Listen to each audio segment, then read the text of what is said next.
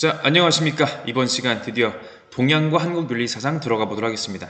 지난 시간에는요, 인간과 윤리사상이라고 해가지고 인간 존재는 어떤 특성이 있느냐, 그리고 그런 인간 존재의 특성에 따라서 윤리사상이라는 것이 필요해지고 그 윤리사상과 사회사상이 어떤 식으로 긴밀하게 엮여 있느냐라는 얘기를 간략하게 다뤄보는, 즉 윤리와 사상이라고 하는 과목의 전반적인 개괄을 다뤄보았다면은 이번 시간에는요, 윤리와 사상의 과목들 중에서 그런 영역들 중에서 양대 산맥이라고 할 수 있는 동양윤리사상, 서양윤리사상, 그 중에서 동양윤리사상의 개괄적인 부분을 다뤄보도록 하겠습니다. 즉, 동양윤리사상은 어떤 전반적인 특성을 가지고 있고 어떤 배경에서 온 것일까라는 얘기를 해볼 것이고요. 여러분 아시죠? 동양윤리사상의 대표적인 인물들, 공자라든지 맹자라든지 이런 사람들이 어떤 배경에서 자신들의 이야기를 전개한 건지 그 사람들의 배경인 춘추 전국시대에 대해서도 간략하게 한번 언급하고서 넘어가는 시간 가보도록 하겠습니다. 자, 동양사 일찍부터 농경 중심 사회라고 얘기를 하거든요. 농경 중심 사회. 예를 들어서 벼농사, 벼농사, 밀농사 이런 것들이 농경이라고 할 수가 있겠죠. 즉, 식물을 심어가지고 토지에 식물을 심어서 그 수확물을 가지고서 생계를 유지하는 것이 바로 농경 중심 사회라고 할 수가 있겠습니다. 자, 토지에다가 식물을 심는 거예요. 작물을. 자, 그래서 이제 내가 차지하고 있는 이 토지라는 것이 얼마나 중요하겠는가 이런 거 우리가 한번 생각해 볼 필요가 있겠죠. 자, 농경 중심 사회에 비해서 우리가 한번 생각해 봅시다. 자, 유목사회 한번 생각해 보세요. 유목사회라는 것은 양이라든지 소 같은 동물들을 이제 키우면서 이 동물의 고기라든지 동물의 모피라든지 동물의 젖이라든지 그런 것들을 가지고서 생계를 유지하는 것이 바로 유목사회라고 할 수 있겠는데, 유목사회에서는요, 내가 키우는 이 동물들이 먹는 풀이 중요해요. 실제로 이제 주로 키우는 동물들이 초식 동물들이었으니까 이 지역에서 살다가 초식 동물들이 양이나 소가 풀을 다 뜯어 먹었어. 어떻게 해야 됩니까? 풀이 있는 다른 곳으로 이동하면 되죠. 유목사의 본질은 어디에 있냐? 바로 이동에 있습니다. 반면에 농경 중심 사회의 본질은 바로 정착에 있어요. 자, 생산의 근간이 토지에 있는데 내가 이 토지를 가지고 막 이동합니까? 아니죠. 토지는 토지대로 그대로 있고 내가 여기에 정착을 해가지고 이곳에 의존해서 살아가는 겁니다. 이동생활과 정착생활 내에서 이제 비롯되는 그런 사람들의 사고방식의 차이라는 건 상당하잖아요. 그죠? 제가 예전에 이란에 대해서 읽어본 그런 책이 있었는데, 이란 사람들이 지금은 정착생활을 하지만은 오래전에는 그런 유목민들 조상이 있어가지고 유목민 조상의 그런 영향을 받아가지고 그 손님들을 환대하는 그런 식의 전통이 있다고 하더라고요. 그 유목민들은 기본적으로 이동하기 때문에 내가 누군가에게 언제든지 손님이 될 수가 있고요. 상대방도 언제든지 나에게 손님이 되기 때문에 일종의 상호주의적인 관점이라고도 볼 수 있겠죠. 내가 손님 될 수 있고 상대방도 손님이기 때문에 손님을 환대하는 문화라는 것은 어찌 보면 당연하게 이제 도출되는 결과일 수가 있겠네요. 자, 농경 중심 사회도요, 농경 중심 사회 나름의 특성이 있는 겁니다. 뭐냐, 바로 자연의 절대적인 영향을 받는다. 자, 토지는 가만히 있고요. 내가 이 토지에 의존해야 돼요. 즉, 이 토지 생산에 영향을 주는 자연의 운행. 예를 들어 비가 언제 오고 비가 많이 오고 비가 적게 오고 태풍이라든지 그런 자연재해가 있고 없고 언제 추워지고 언제 더워지고 이런 것들이 굉장히 중요한 이제 기준이 될 수밖에 없겠다라는 점. 그래서 자연의 절대적인 영향을 받기 때문에 자연의 운행 원리에 관심을 가질 수밖에 없습니다. 그래서 발달하는 게 뭐다? 달력과 같은 것들이죠. 그래서 동양윤리 사상에서 이제 그 통치자들이 이런 달력을 만드는 거를 또 중시하는 데는 바로 이런 또 영향이 있죠. 물론 이제 농경사회가 동양윤리사상에 영향을 주는 우리 동양에만 있는 게 아니기 때문에 농경사회에는 전반적으로 이런 천문학이나 달력을 중시한 특성을 보이게 되는 거죠. 자, 하여간 그래서 이런 자연의 원리를 바탕으로 해서 인간의 본성을 설명하려고 합니다.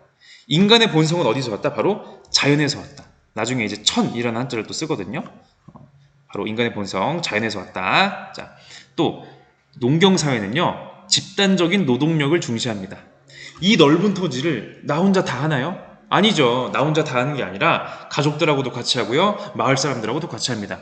그래서 이번에는 내가 저쪽 모내기한테 가서 도와주고 다음에는 저쪽 모내기 했으니까 저쪽 가족이 우리 가족들 도와주고, 이런 식의 품앗이의 윤리 같은 것들이 발달할 수밖에 없겠죠. 자, 일단 기본적으로 집단적인 노동이기 때문에 가족 간의 윤리에 주목할 수밖에 없다는 거, 공동체를 중시하는 가족 중심의 사회였다는 점을 우리가 유추해 볼 수가 있겠고요. 그래서 그 동양 윤리 사상의 대표적인 그런 사상인 유교 같은 경우에는요, 가족 윤리가 상당히 많이 발달해 있습니다. 그러니까 윤리의 출발 자체가 애초에 가족에서 출발하는 거예요. 부모에게 하는 뭐 효도라든지 아니면 형제 자매에게 하는 그런 그 예절이라든지 아니면은 좀 더 확장해서 가족이 확장된 게 사회거든요. 군주에게 하는 예절이 가족에게, 부모에게 하는 예절로부터 출발하는 것이 되겠죠. 자, 그래서 가족 윤리를 바탕으로 사회 및 국가의 윤리를 정립하려는 논의, 이런 식의 얘기를 얘기해 볼 수가 있겠습니다. 물론 그 동양 사회라고 해서 전부 다 농경 사회는 아니에요. 예를 들어 뭐 몽골이나 이쪽은 유목 사회였잖아요, 그죠? 그리고 뭐 인도만 하더라도 그 농경민, 그 정착민도 있었는가 하면은 이제 외부의 유목민 출신으로부터 이주해 온 집단들도 있고 정말 다양하거든요. 하여간 우리가 배우는 유교, 불교, 도교, 한국인이 배우는 유교, 불교, 도교는 기본적으로 농경 중심 사회의 영향을 받지 않을 수가 없었다는 점을 확인할 수가 있겠죠. 그래서 우리가 배우는 유교, 불교, 도교는요, 집단적인 노동력, 공동체 사회에서 우리가 어떻게 살아야 되냐, 개인보다는 공동체에 대한 입장을 우리가 볼 수가 있겠고, 그리고 천지 만물 자연의 운행이 어떠한가로부터 우리 인간의 본성과 인간의 윤리를 설명하고자 하는 그런 특성을 가지고 있다라고 볼 수가 있겠습니다. 자, 유불도를 흔히 우리가 삼교라고 부르는데 세 가지 가르침이라고 부르거든요. 우리가 왜 유교, 불교, 도교를 배울까요? 동양 윤리라고 하면, 아시아 쪽의 윤리라고 하면요, 유교, 불교, 도교 말고도 많잖아요. 뭐 인도의 자이나교라든지, 뭐 아니면 힌두교, 아니면 이슬람교라든지, 아니면 불교 중에서도 우리가 남방불교는 사실상 뭐 거의 안 배우는 거거든요. 이런 식으로 해서 우리가 유교, 불교, 도교, 특히 대승불교 이런 쪽을 배우면서 삼교라고 하는 이유는 이 유불도가 우리나라 사람들의 전통적인 사고방식에 가장 큰 영향을 줬기 때문에 실질적으로 이걸 배우는 것이 가장 유익할 거라고 판단을 했기 때문에 교육과정상에서 이 세 가지를 넣었다라고 보시면 되겠습니다. 제 개인적인 생각인데, 뭐 힌두교나 이런, 뭐 아니면 그 이전에 브라만교라든지 이런 쪽도 되게 그 공부하는 입장에서 흥미로운 요소들이 되게 많거든요. 뭐 우리 윤리의 사상은 고등학생들이 배우는 거니까 고등학생들이 그런 거를 뭐 다 배울 수는 없죠. 그래서 뭐 시간적인 한계, 뭐 이것만 배우는 것도 아니니까 뭐 다른 과목도 하셔야 되고, 그래서 요 세 가지 위주로 배운다라는 점을 아시고서 넘어가면 되겠습니다. 자, 왼쪽에 공자, 중앙에 석가모니, 오른쪽에 노자. 유교, 불교, 도교, 즉 삼교의 이제 근원이 되는 이제 세 위인을 이제 얘기해주고 있는 부분이죠. 이제 정운봉이라고 하는 화가가 그린 삼교도가 되겠습니다. 자, 그리고 이제 최복이라는 사람이 호계 삼소도라는 이제 그림을 그렸는데, 딱 봐도 이제 불교의 스님과 또 이제 도교의 그 도사와 신선 혹은 도사, 그리고 유교의 그 유생 선비가 셋이서 삼소, 셋이서 웃고 있다라고 하는 이제 삼소도가 되겠는데, 이 호계라는 건 뭐냐면요, 호랑이 경계거든요. 이제 웬 산골 마을 같은 곳에 경계가 있어. 이 경계를 넘어가면 호랑이가 이제 막 나타나는 곳이라고 해가지고 호랑이 경계, 호계라고 하는 거예요. 세 명이서 대화하다가 너무 즐거운 나머지 호계를 넘어갔음에도 불구하고 넘어간 줄도 모르고 이제 계속 웃으면서 가는 거죠. 그러다가 어흥하는 이제 호랑이 소리를 듣고서 우리가 호계를 넘어왔구먼 하면서 이제 웃고 있는 그런 장면이 되겠네요.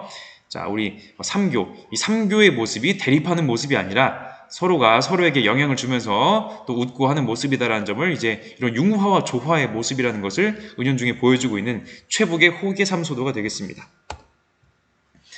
자, 그래서 동양 윤리 사상은 전반적으로 어떤 특성을 가지고 있느냐? 우선 첫 번째, 유기체적 세계관을 바탕으로 한다라는 점을 볼 수가 있겠습니다. 여러분, 유기체가 뭡니까? 자, 우리가 흔히 유기체라고 하면 이제 우리 인체 떠올리면 되겠죠. 인체. 자, 사람의 몸, 뭐가 있나요? 눈이 있고요, 코가 있고요, 입이 있고요, 자, 손도 있고, 발도 있고, 뇌도 있고, 심장도 있고, 심장, 아니면 신장도 있고요. 또 뭐가 있습니까? 하여간 기타 등등 여러 가지가 많잖아요. 자, 유기체라고 했을 때 이건 뭐냐면요, 인체의 각 기관들이 서로 각자의 역할을 해요. 서로 달라요. 눈은 눈의 역할이 있고요, 코는 코의 역할이 있고요, 심장은 심장, 뇌는 뇌, 위는 위, 뭐 이런 식의 역할들이 다 있습니다. 각자가 각자의 역할을 잘함으로써 전체가 유기적으로 돌아간다라고 해서 유기체적인 세계관이 되겠습니다. 생각해보세요. 눈이, 야, 맨날 나 혹사만 시키고 나는 뭐 노예처럼 부려먹냐? 나 이제 일 안 할 거야. 눈이 자기 혼자 갑니다. 몸에서 떨어져 나가요. 눈이 생존할 수 있습니까? 아니요. 몸에서 떨어져 나간 눈은 죽는 겁니다. 반면에 눈이 떨어져 나간 몸은요, 이전에 눈이 있었을 때에 비해서 정상적으로 살기가 힘들겠죠? 뭐 심장, 뇌 마찬가지입니다. 유기체라고 할 때는요, 각각의 것들이 자기 역할을 하고 있다. 동시에 모든 존재가 상호 의존 관계에 있다. 하나가 홀로 존재할 수가 없다는 얘기를 해주고 있어요. 즉 동양 윤리 사상의 윤리 체계 자체가 이런 구성원들 간의 상호 의존 관계를 강조하고 있다는 건데, 아니 그러면 우리 사회 구성원들이 각자가 각자에게 의존하지 그러면은 뭐 의존 안 합니까? 이렇게 생각할 수가 있거든요. 근데 이거랑 비교하시면 좀 더 느낌이 와닿으실 것 같아요. 우리 서양 근대 이제 윤리 사상의 중요한 특징 중에 하나가, 자, 근대 서양 뭐가 있냐면은 개인주의의 발달이라고 볼 수가 있겠거든요. 개인주의. 자, 4번은 개인주의야라고 할 때 바로 그 개인주의. 자, 개인주의라고 할 때 바로 이 개인. 자, 인디비주얼 되겠습니다. 자, 인디비주얼. 디바이드. 나눈다는 거거든요. 안 돼. 뭐가 안 된다? 나눌 수가 없다는 거예요. 개인주의라고 할 때 개인은 뭐냐면요, 정치 사회의 최소 단위, 즉 원자예요. 원자. 더 이상 쪼갤 수가 없는 가장 근본이 되는 단위거든요. 개인이 근본입니다. 개인의 권리, 개인의 취향, 개인의 선호, 개인의 인생, 개인의 선택과 결정, 개인의 책임이 가장 중요해요. 반면에 동양 윤리사상은 개인을 강조하는 것이 아니라 전체 속에서 어떤 역할을 하면서 서로가 조화를 이루면서 유기적으로 상호 의존하느냐, 이런 것을 중요시한다는 점이 바로 중요한 차이점이 되겠네요. 자, 그래서 유기체적인 사회관이니까 당연히 공존과 공생을 강조할 수밖에 없겠죠. 눈이 막 나 혼자 떨어져 나가고, 심장이 나 맨날 일만 하고 나 일 안 할 거야 이제 자, 심장인 나는 이제부터 일주일에 한번 휴가를 가도록 하겠습니다. 안 되죠. 자, 공존과 공생, 서로가 서로를 위해서 존재하는 거예요. 뭐 유불도 사상들이 각각 다 그런 모습을 가지고 있다라고 하는데, 뭐 자세한 내용은 각각 공부할 때, 유불도 공부할 때 보도록 할게요. 자, 우리 정선의 인왕제색도를 보도록 하겠습니다. 인왕제색도. 우리 그림 보시면요, 특정한 어느 하나를 강조하지 않습니다. 전체 자연 속에서 어우러져 있는 모습을 다루고 있죠. 심지어 산이라고 하는 것이 기상이 있게 높게 우뚝 솟아있는 것 같으면서도 이 안개인지 구름인지 하여간 이런 수증기에 이제 이불처럼 덮여있는, 모두가 다 같이 덮여있는 그런 조화로운 모습을 볼 수 있겠네요. 인간의 거처도 자연 속에서 어우러져 있습니다. 어느 하나의 단독을 특별히 강조하지 않아요. 자, 우리 서양 르네상스 그림 보시면요, 원근법 얘기 많이 하잖아요. 자, 가까운 것을 이제 가깝고 중심에 배치하고요, 먼 것을 좀 더 이제 부수적으로 배치하는 바로 그런 스타일이 바로 이제 원근법이라고, 이제 우리가 흔히 보는 시야에 맞춰서 가까운 것과 먼 것을 구분하는 그런 시야가 되겠는데, 가까운 것과 먼 것을 구분해서 중앙에 중요한 것을 배치하는 방식. 여러분 그 그림 혹시 아세요? 그 예수 그리스도의 그런 그 최후의 만찬. 예수 그리스도가 가운데 있고 12제자가 좌우에 배치되는 바로 그런 구도. 그런 식의 구도가 바로 서양의 이런 근대 사상을 대표하는 그런 원근법의 구도라고 한다면, 물론 서양의 그림도 이제 굉장히 사조가 많고 그런 원근법만 중요시하지 않고 되게 다양한 건 많지만은, 대표적으로 이렇게 비교해 볼 수가 있겠다는 거죠. 인왕제색도랑. 자, 오른쪽에 강희안의 고사 관수도. 자, 고사, 자, 높은 곳에 스님이란다. 높은 곳에 선비가 관수, 물을 보고 있다.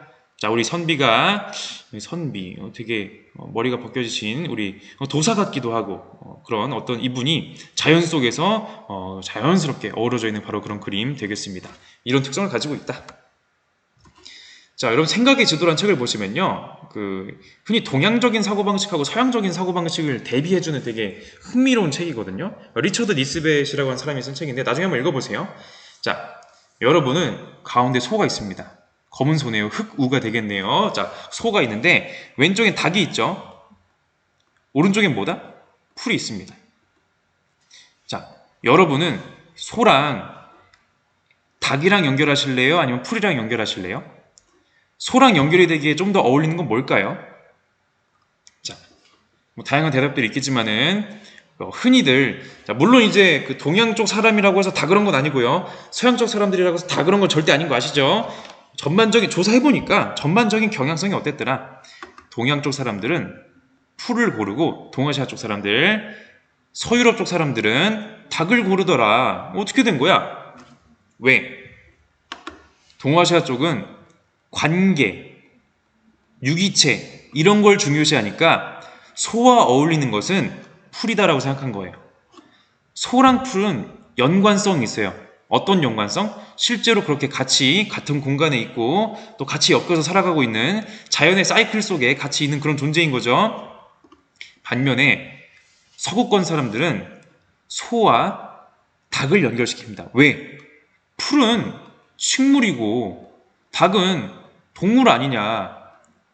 생물계를 분류해봤을 때, 자, 분류, 나눈다는 거거든요. 유기체로 하나로 연결하는 게 아니라 분류라는 것은 나누고 쪼개는 게 바로 분류예요. 동물과 식물을 나누고요. 동물 중에서 척추동물, 무척추동물, 뭐 균류, 뭐 이런 것들 나누고 척추동물 속에서도 뭐 어류니, 뭐 조류니, 뭐 포유류니 이런 것들을 나누는 거잖아요.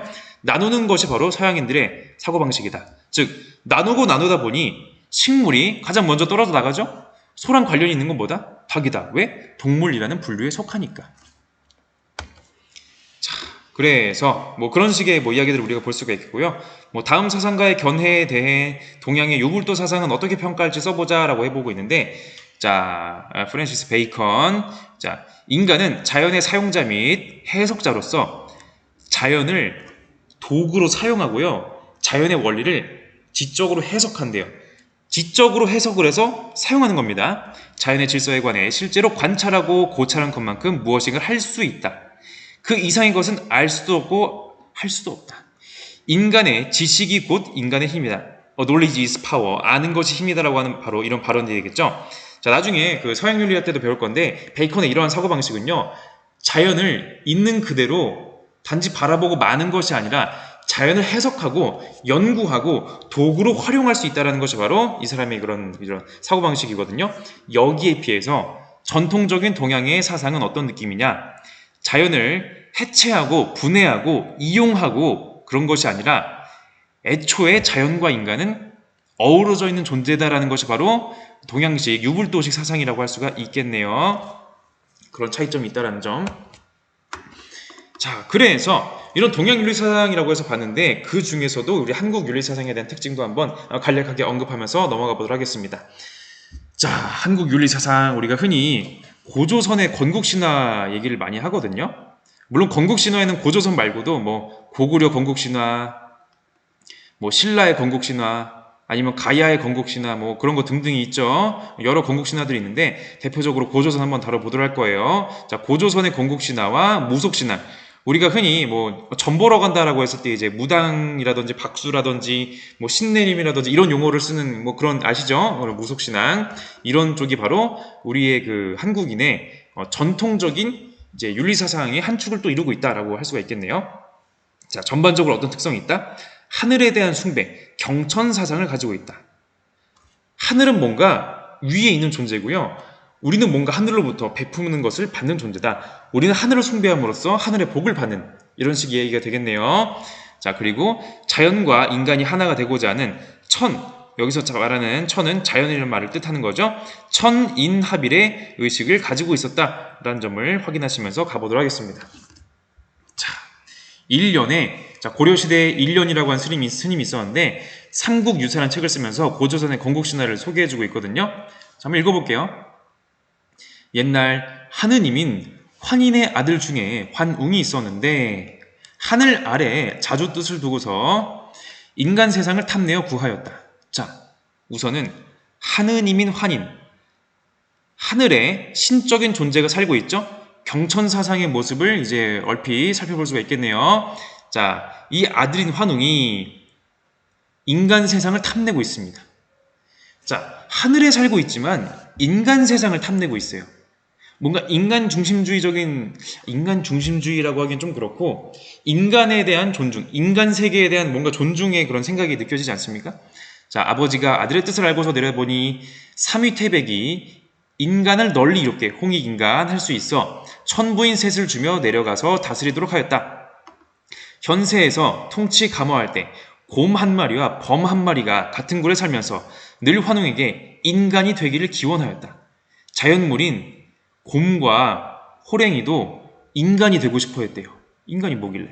자, 쑥과 마늘을 먹으며 햇빛을 피한 지 3, 7일 만에 곰은 여자가 되었으나 범은 이것을 지키지 못해 사람이 되지 못하였다. 곰 여인은 혼이나 상대가 없음에 늘 신단수 아래에서 잉태하기를 빌었다. 환웅이 이에 거짓으로 변하여 혼인을 하고 웅녀가 아들을 잉태하여 낳으니 그 이름을 단군 왕검이라 하였다라는 것이 바로 삼국유사에 나오는 고조선의 건국신화가 되겠습니다. 이걸 통해서 우리가 어떤 걸 알 수 있느냐? 바로 인본주의 정신이 되겠습니다. 자, 신적인 존재인 환웅이 굳이 인간 세상에 내려온다? 곰과 호랑이가 굳이 인간이 되기를 원한다? 아, 인간이 중요하구나. 인간의 안녕과 개인의 안녕과 인간 세상의 행복을 추구하였다라고 할 수가 있겠네요. 물론 이것이 인간만 최고야, 인간만 중심이야 라고 하는 인간 중심주의라고까지는 말하기는 어려울 것 같아요. 하여간 인간을 중시한다는 점, 사람을 중시한다. 널리 인간 이롭게 하십시오라고 하는 홍익인간의 이념. 우리 교육의 이념 중에 홍익인간이 있거든요. 이런 이념이 여기서 나왔다는 점. 자, 그래서 뭐 유교의 민본주의, 동학의 인간 존중 사상 등등으로 계승된다는 점을 우리가 나중에 볼 거예요. 자, 두 번째, 현세 지향적인 가치관. 자, 홍익인간의 정신, 널 인간 이롭게 한다. 자, 뭐 이런 것들. 자, 현세를 중시한대요. 자, 우리 현세랑 대비되는 말이 뭐가 있습니까? 현세, 대비되는 말은 내세가 되겠죠? 우리 흔히 이제 뭐 불교에서 말하는 그런 열반과 해탈의 세계, 이건 일종의 내세라고 할 수가 있거든요. 그러니까 지금 내가 육체를 가지고 살아가는 이 세계가 아니에요. 다른 세계인 거예요. 혹은 이제 그 도교에서 말하는 천상의 그런 세계, 뭐 신선의 그런 무릉도원 같은 것들, 아니면 기독교에서 말하는 천국이나 지옥 같은 것들, 이런 것들이 다 일종의 내세거든요. 지금 내 육신, 내 생명을 가지고서 내가 이 땅에 살아가고 있는 이 세계 말고 다른 세계. 근데 한국의 전통적인 그 뭐 고조선의 윤리사상 같은 것들이 어떤 특성이 있다? 바로 현세를 중시하는 가치관을 가지고 있다라는 점. 현세에서의 행복한 삶이 중요하다. 우리 무당 뭐 박수, 우리 흔히 무슨 점집에 가가지고 점을 보는 이유가 뭡니까? 뭐 제 연애 운은 어떻게 되나요? 저 이번에 시험 합격할까요? 제 이번에 그 사업 운은 어떻게 될까요? 결혼 운은 어떻게 될까요? 이런 거 다 뭐예요? 내세에서의 삶입니까? 아니죠. 현세에서, 지금 현실에서 내가 잘 될까요? 아닐까요? 이런 것들이 궁금하다는 거죠. 자, 이런 현세에서의 행복한 삶, 도덕적인 인간과 사회를 현실에서 구현하고자 하는 그런 노력이다라고 하는 부분이 되겠습니다. 자, 노력 되게 중요하죠. 곰도 그냥 인간이 된 게 아니라 노력해서 인간 된 거예요. 자, 세 번째, 화합과 조화의 정신. 자, 천상의 존재와 지상의 존재가 화합하고, 또 인간들과 그리고 인간 세계와 뭐 곰과 호랑이 같은 자연물들의 그런 화합과 조화의 정신, 자연과 인간의 화합과 조화다, 뭐 이런 식으로 해석을 하기도 합니다. 뭐 이제 곰과 호랑이 관련해서는요, 뭐 곰을 숭배하는 곰 토템과 호랑이를 숭배하는 호랑이 토템들 간의 정치적인 그런 일종의 그 세력 다툼 아니었느냐, 뭐 이런 식으로 해석하는 경우도 있는데, 뭐 해석은 다양하게 할 수 있죠.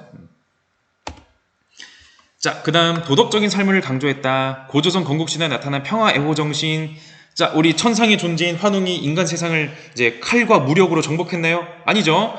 곰과 호랑이가 인간이 되려고 서로를 피 튀기게 잡아먹었나요? 아닙니다. 평화적으로 했죠? 평화를 중시한 사상이다. 그리고 수양과 실천을 강조했다. 자, 이제 동굴 속에서 마늘 먹고 막 그랬었죠?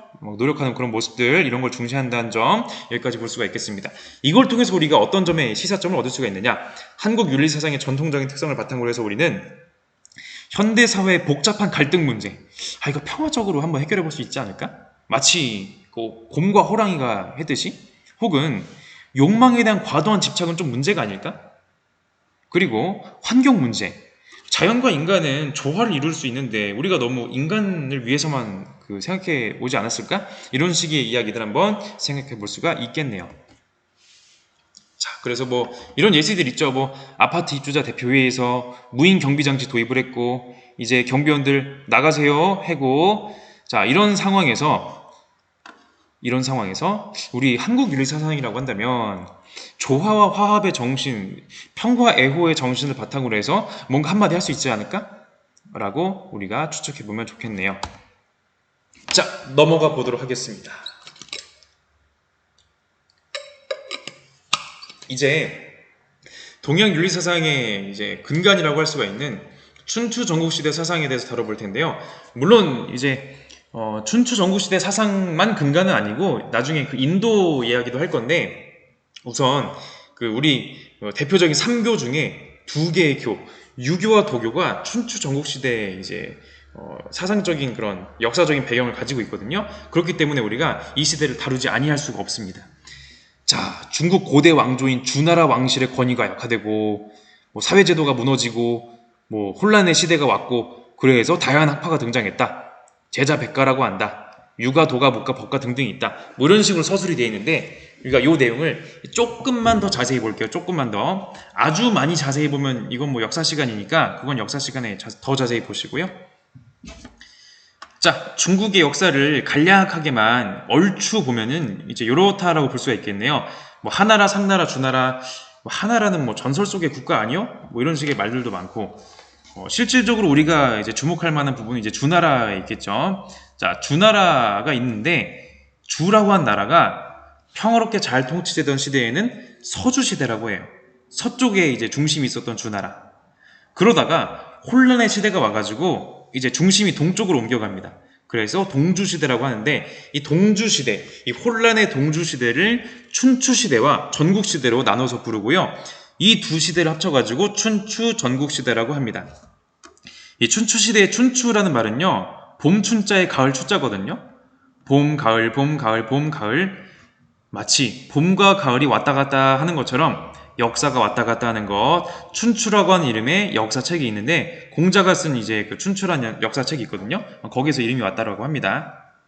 자, 전국시대에도 이제 책 이름에서 왔다고 하는데, 전국, 그냥 이름부터가 아주 그냥 전쟁 국가, 서로 막 전쟁하고 막 죽이고 하는 막 그런 시대였다는 거죠. 물론 춘추시대도 똑같이 전쟁하고 그랬는데, 더 심했던 시대가 바로 전국시대가 되겠네요. 자, 하여간 바로 이 시대가 바로 이제 춘추 전국시대가 되겠습니다. 나중에 진나라가 통일하거든요. 진나라, 여러분 아시는 진시황, 그 진나라가 통일하기 이전 시대라고 해가지고 선진시대라고도 합니다. 선진시대. 그래서 춘추 전국시대 유교라고 하면은 선진시대 유교라고 해도 같은 말이에요, 사실상. 자, 주나라는요, 봉건 제도를 바탕으로 하고 있었습니다. 자, 국가 최고의 통치자 누구예요? 왕이죠, 왕. 천자라고도 합니다. 황제란 말도 나중에 쓰이고, 하여간 왕이 있는데, 왕은 어떤 존재냐면요, 자, 보세요. 한자를 보세요. 맨 위에 하늘과 맨 밑에 땅과 그 중간에 있는 인간을 이어주는 존재가 바로 왕이거든요. 일종의 그 정치적인 통치자이기도 하면서 종교적이고 사상적인 권위도 가지고 있는, 원래 과거 사회는 좀 재정일치 사회의 그런 면모가 있잖아요. 왕은 단순히 정치만 하는 게 아니라 제사도 지내는 거예요. 자, 이런 왕이 있고요. 왕이, 보세요. 이 넓은 땅을 혼자서 다 하겠습니까? 저기 어디 시골에서 막 민원이 발생했는데, 폐하 이런 걸 좀 해결해 주시옵소서, 막 이런 식으로 막 민원이 발생하는데, 이런 걸 일일이 왕이 다 혼자 해결하고 있나요? 아니죠. 이만큼에서 이만큼 땅은 너가 다스려라. 제후에게 이만큼을 다스리라고 이제 임명할, 그 임명이라고, 다스릴 권력을 주는 거죠. 다스릴 권력을 인정해 주는 겁니다. 또 제후는요, 제후가 또 다 할 수 없으니까 또 땅을 쪼개가지고 경이나 대부들에게 또 할당을 해주죠. 너는 이만큼, 너는 이만큼, 너는 이만큼. 또 여기서 할당을 해줘가지고 너는 이만큼, 너는 이만큼, 이런 식으로 나눠서 봉해주고 나눠서 세워주는 것이 바로 봉건제도다라고 할 수가 있겠습니다. 기본적으로 봉건제도는 그 종법제도라고 해가지고요.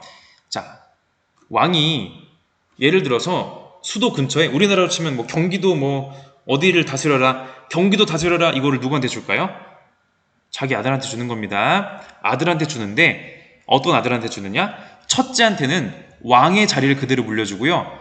적장자가 왕이 되고요. 그 다음 적장자가 왕이 되고요. 그 다음 적장자, 첫째 아들, 첫째 아들, 첫째 아들, 이런 식으로 왕이 계속 되는 거예요. 그럼 나머지 둘째, 셋째, 넷째는 어쩔 거야? 이 둘째, 셋째, 넷째들한테 지방을 다스리라고 제후의 자리로 이제 봉해주는 거죠. 봉해주고 이제 세워주는, 봉건해주는 거죠. 자, 이런 식으로 가는 겁니다. 자, 적장자. 옛날부터 이제 장자상속제도가 있었네요. 장자상속제도.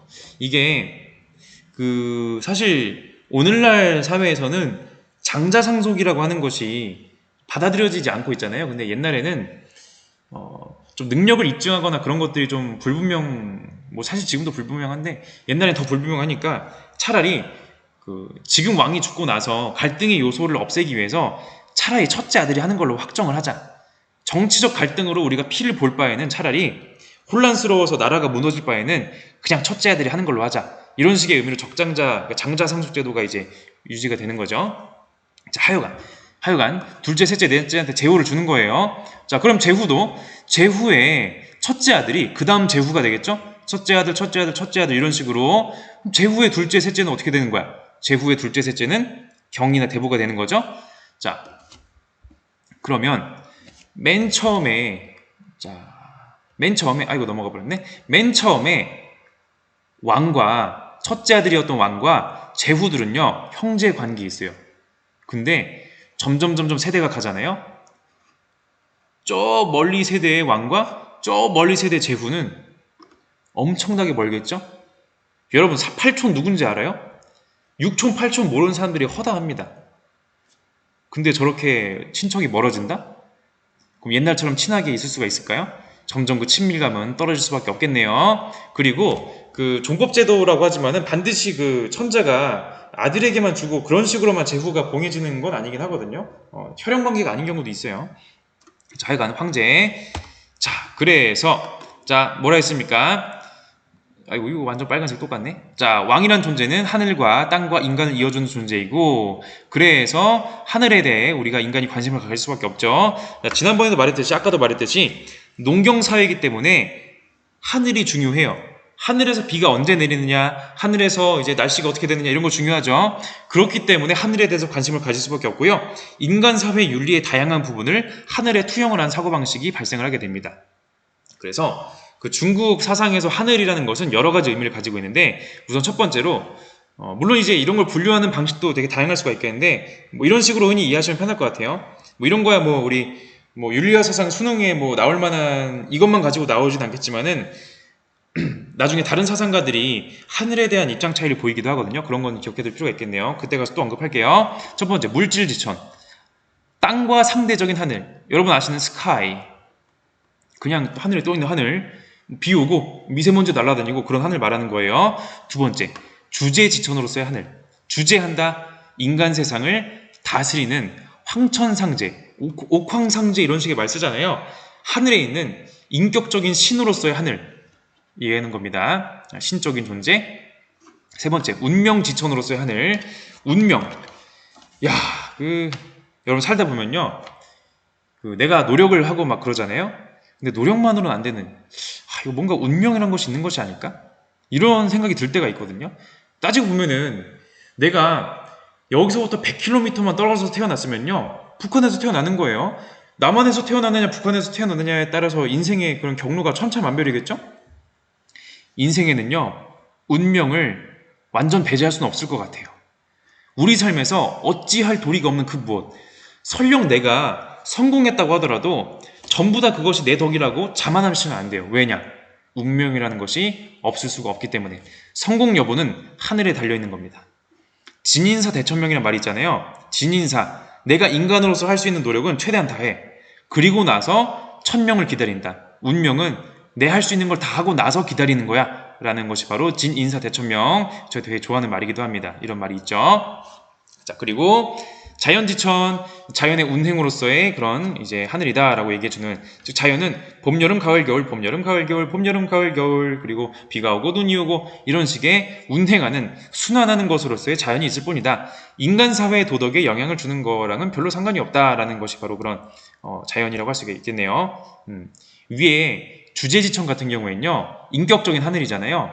그래서 인간이 죄를 지으면 천벌을 내리고요, 인간이 착한 일하면요 상을 주는 거예요. 자연지천의 입장은 그런 거 없다. 자연은 그냥 일종의 법칙과도 같은 것일 뿐이지 인간 세계 도덕이랑 별로 그렇게 그렇게 관련 깊은 거 아니다 라고 얘기해준 부분이 되겠습니다. 어찌 보면 물질지천이라는 말하고 되게 비슷하다고도 볼 수가 있겠네요. 자, 5번 의리지천 우주 최고의 원리로서의 하늘이다 라고 하는데, 자, 여러분 우주에는요 뭐 천체, 뭐 행성이라든지 뭐 해와 달 이런 것들이 다 당연히 원리에 따라 돌아가지 뭐 누가 모르나 그거를. 자, 여기서 말하는 원리라는 것은 단지 그런 물질적인 원리를 말하는 것이 아니라 의로움의 원리, 즉 도덕적인 의미의 원리를 말하는 거예요. 도덕 법칙으로서의 원리를 말하는 겁니다. 즉 그 유교 사상가들 중에서 이제 맹자라든지 뭐 그런 주희라든지 이런 사람들은요, 인간의 본성은 어디서 왔다? 하늘이 준 건데, 이때 하늘이, 의리로서의 하늘이 도덕적인 법칙이 반영된 본성을 준 것이야 라고 설명하는 것이 바로 이런 의리지천으로서의 하늘 이야기가 되겠네요. 자, 이런 식으로 이제 전개되던 이제 중국의 사상. 자, 우리 주나라가 망하는 얘기 한번 해볼게요. 자, 걸주유려라는 말 아십니까? 걸왕, 주왕, 유왕, 여왕이라고 해가지고 고대 중국의 이름난 4대 국군이래요. 그러니까 정치를 아주 포악하게 했어. 백성들 못 살게 굴고. 자, 그 중에 경국지색이라는 용어를 이제 대표적으로 쓰게 만드는 포사와 유왕의 얘기가 되겠습니다. 자, 경국지색, 기울경, 나라국, 갈지, 비색, 즉 나라를 기울이게 할 만큼의 미모다. 얼굴 빛깔, 미모를 말하는 거죠. 그걸 가지고 있는 포사라고 하는 아름다운 여인이 있었는데 유왕이 포사에게 홀딱 반해버렸어요. 빠져버렸습니다. 아니 뭐 남자가 여자한테 빠질 수 있는 거 아닙니까? 아, 그래요. 맞아요. 맞는데 문제는 뭐다? 빠지는 거는 어떤 여자한테 빠지는 건요. 그 남자의 개인적인 거죠. 그건 뭐 알아서 하란 말이야. 근데 이것 때문에 나라를 망친다? 이건 문제가 심하죠. 자, 포사가 도저히 웃질 않습니다. 포사가 웃는 모습을 너무 보고 싶은데 웃질 않아요. 그래서 야, 어떻게 하면 웃을 수가 있을까? 너 어떻게 하면 웃겠니? 비싼 비단을 찢으면은 그 소리가 좀 나를 웃게 해줄 것 같은데요. 자, 천금매소.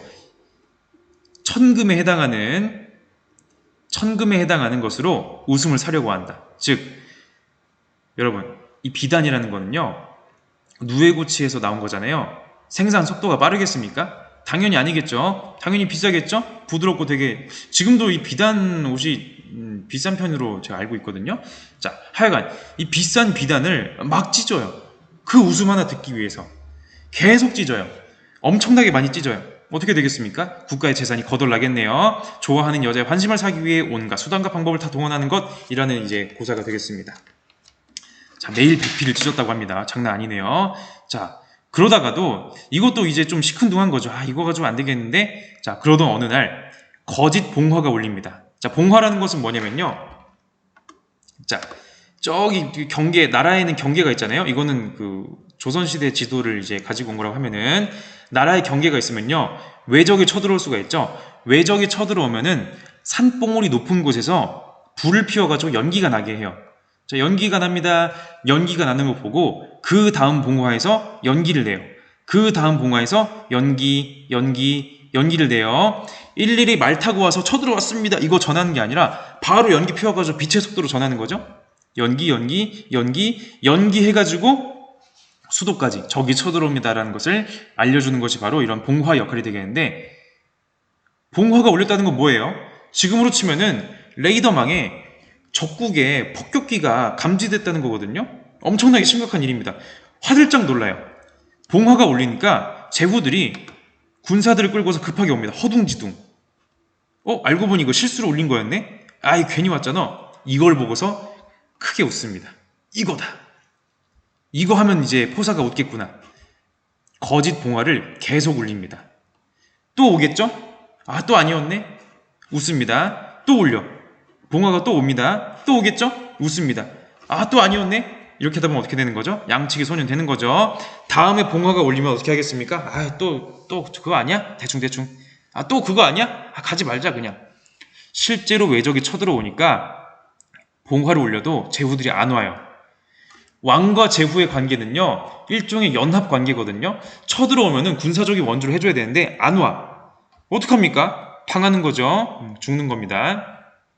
그래서 자, 주나라가 화려했던 시대를, 이제 안정적이었던 시대를 끝으로 하고서 중앙 이제 권력이 붕괴가 되고 중앙의 권위가 붕괴가 되어서 지방 세력들이 중앙의 권위에 말을 안 들어요. 이래라 저래라, 이거 세금 좀 더 바쳐라, 군사 좀 보내라. 좀 싫은데, 별로 충성하고 싶지가 않은데? 이런 식으로 해가지고 주나라가 쪼개진 시기. 주나라가 있긴 있는데 사실상 주나라의 말을 딱히 듣고 싶지 않은 시기, 바로 춘추시대가 되겠습니다. 자, 주왕실과 동성제후. 그러니까 주나라 그 왕실, 아까 말했던 그 장자상속과 그 다른 아들들 그 얘기했었던 거 있죠? 그런 제후들도 있었고, 이성 제후들, 성이 다른 제후들, 그런 제후들도 있고 하여간. 자, 그리고 춘추 오패라고 해가지고, 자, 진나라, 제나라, 초나라, 오나라, 월나라를 춘추 시대에 힘이 가장 셌던 5나라다라고 해서 춘추 오패라고 합니다. 패자들. 주나라가 힘센 게 아니라 다른 나라들이 세대요. 이런 시대였던 거예요. 자, 이런 시대. 주나라의 정치 질서의 파괴. 종법적 봉건제도에 기반을 두었던 세습적 신분제도에 혼란이 왔다. 자, 소를 먹이던 사람이요, 나중에 제나라 벼슬을 하기도 해요. 전쟁 노예였던 사람이 진나라 벼슬을 하기도 해요. 난씨, 극씨, 서씨, 원씨, 혹씨, 속씨, 경씨, 박씨 등등 대부였던 성씨들이 노예로 전락하기도 해요. 신분제도가 왔다 갔다 하는 겁니다. 누구는 올라가고 누구는 내려가고. 사실 오늘날로 치면은, 오늘날은 계층의 이동성이 활발해야지 좋은 사회라고 하거든요. 오늘날에는. 근데 이때는 이제 계층의 이동성? 이건 사회 붕괴라고 봤던 시대였던 거죠. 하여간 기존의 이런 종법적 봉건제도의 그런 계급제도가 이제 위기에 맞이를 했다는 거죠. 자, 위기를 맞이하고요. 자, 주나라의 경제 질서도 파괴가 된다. 당시에는 정전제도라고 해가지고, 자, 우물 정자 보이시죠? 우리 밭이 우물 모양으로 돼 있어. 자, 우물 모양으로 나눠요. 그럼 몇 개야? 하나, 둘, 셋, 넷, 다섯, 여섯, 일곱, 여덟, 그리고 9개. 8개를요, 구등분한 것 중에 8개를 8가구가 알아서 농사를 지어가지고 자기들 걸로 가져가. 내 거, 이런 식으로 가운데 있는 것을 공동 경작. 다들 모여가지고 경작을 해서 요걸 세금으로 내는 거예요. 이게 바로 정전제도라고 할 수가 있겠죠. 자, 정전제도는요, 나중에 시대가 흐르고 나서도, 야, 우리 주나라가 했던 정전제도 다시 합시다, 이런 식으로 주장하는 사람들이 막 계속 나오거든요. 이 정전제도의 의의는 봉건제 공동체적 삶의 토대라는 점. 자, 단지 경제적으로 수확물을 얻어가는 데 의미가 있는 것이 아니라 구획을 나눠서 각자가 자기의 땅을 담당하고요, 동시에 힘을 모아서 공동 경작을 해서 세금을 바쳐야 돼요. 공동체적인 결속의 토대가 되는 거죠. 자, 우리 이때 요거 합시다. 나 귀찮은데. 안 되죠. 정해진 시간에 우리 힘 모아서 농사 지어야 돼요. 그래야 세금 낼 거 아니에요. 공동체적인 결속을 이제 강화해주는 매개체로서의 기능을 하는 그런 부분이 되겠습니다. 그리고 귀족 정치의 경제적 토대, 하여간 이걸로 세금을 내는 거니까 경제적인 토대가 되는 거죠. 근데 이런 정전제도가 파괴됨으로써 주나라의 경제 질서가 파괴된다. 자, 정전을 파괴하고 논밭의 구획 경계를 없애자 마침내 왕제는 멸절되었고 신분과 분수가 무시되고 법도가 없어져서 서인들 가운데 막대한 재산을 쌓는 부자가 생겼다라고 얘기해주고 있습니다. 그러니까 귀족이 돈이 없어지기도 하고 일반 평민들이 돈이 많아지기도 하고, 이런 식으로 질서가 이제 막 무너진다는 거죠. 그 당시로서의 질서가. 자, 주나라 왕실이 쇠약해져서 예법이 무너졌다. 영향은 사서인에게까지 미쳐 제도를 이탈하여 본업을 벌이지 않는 자가 없었으므로, 자, 요 부분을 맡은 가족은요, 당연히 요 부분을 맡아서 농사를 지어야 돼요. 근데 정전 제도가 파괴되면서 나 농사 안 할 건데, 나 딴 거 할 건데, 나 물건 팔고 상인할 건데, 이런 식으로 농업을 벌이는 사람들도 생겨났다. 자, 농업을 이제 하는 사람들이 줄어들고 상업을 하는 사람들이 많아지니까 상대적으로 곡식이 부족했다, 이런 얘기를 해주고 있네요. 자, 그리고 정치만 무너지고 경제만 무너진 게 아니라 도덕적으로 사람들의 생각마저도 무너지게 됩니다. 무질서와 폐륜의 시대, 도리가 무너진 세상. 자, 그리고 우리 흔히 윗물이 맑아야 아랫물이 맑다는 그런 말이 있잖아요. 이때는요, 정치 지도자들부터가 아주 심각한 기강해이를 보입니다.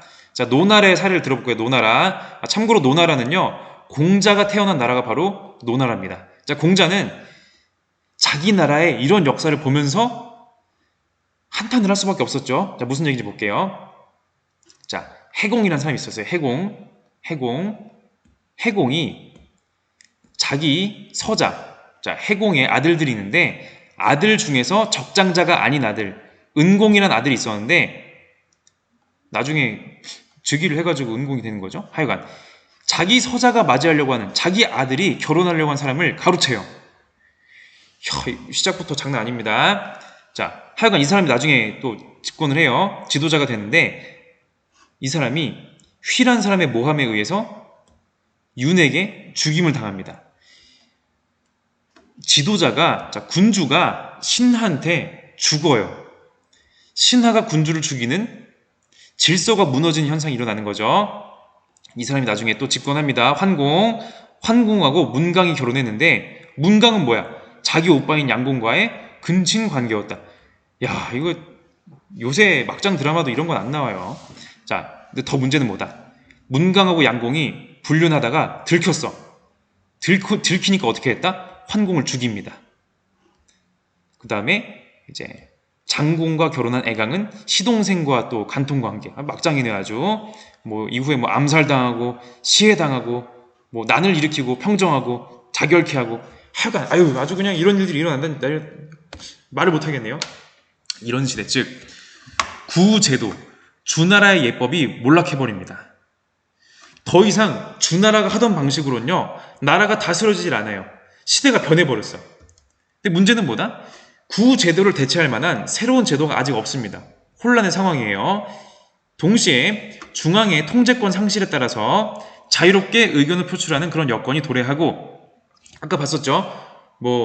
제나라, 오나라, 월나라, 무슨 나라 다양한 나라들의 제후들이 자기 입맛에 맞는 지식인들을 찾는 시대가 바로 이 시대가 되겠습니다. 그래서 주나라의 예법이 이러이러한 상황인데 우리는 이렇게 해야 됩니다라고 시대의 상황을, 시대의 방향을 제시하고자 하는 다양한 사상가들이 출연했고 우리는 이들을 제자백가라고 부릅니다. 제자. 다양한 이제 많은 자들과 또 100가지나 되는 가들이 있었다. 자는 뭐냐면요.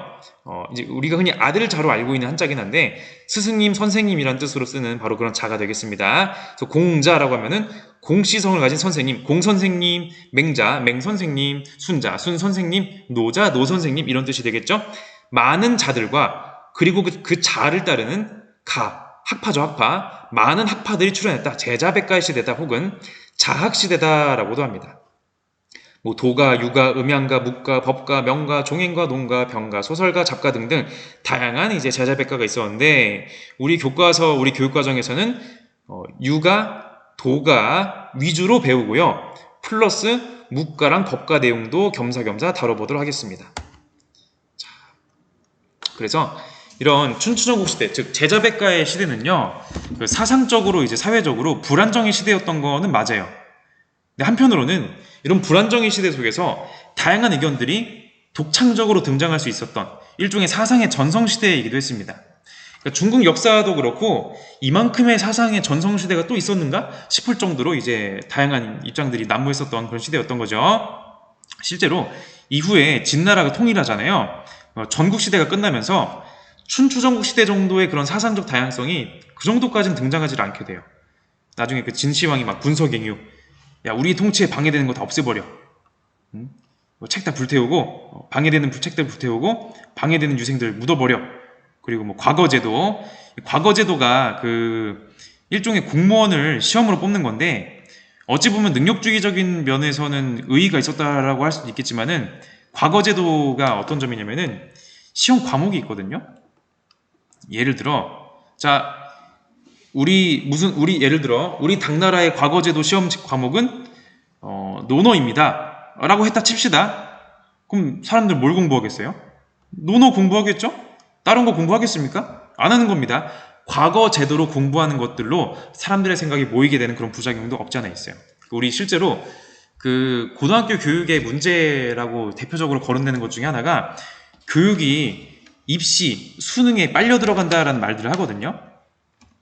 그 윤리와 사상 같은 경우에도 다양한 것들을 가르칠 수가 있어요. 아까 앞서 말했던 음양가라든지 병가, 손자병법 이런 거 되게 재밌는 것들 많거든요. 근데 이런 것들 도저히 할 수가 없어요. 왠지 아세요? 수능에 안 나오는 거 해서 뭐 합니까? 수험생들 시간만 낭비하고 수험생들하고 학부모님들 좋아하시겠습니까? 아니죠. 수능에 관련된 것들 할 수밖에 없어요. 그래서 과거제도도 이런 사상적인 좀 사상적인 좀 뭐랄까 그런 경직성 혹은 그런 좀 좁혀주는 역할 그런 걸 하기도 하죠. 자, 하여간 이런 제자백가의 시대 이제 우리가 다뤄보도록 할 거고요. 제자백가의 사상가들 중에서 그 문을 열었던 공자에 대한 이야기를 다음 시간에 다뤄보도록 하겠습니다.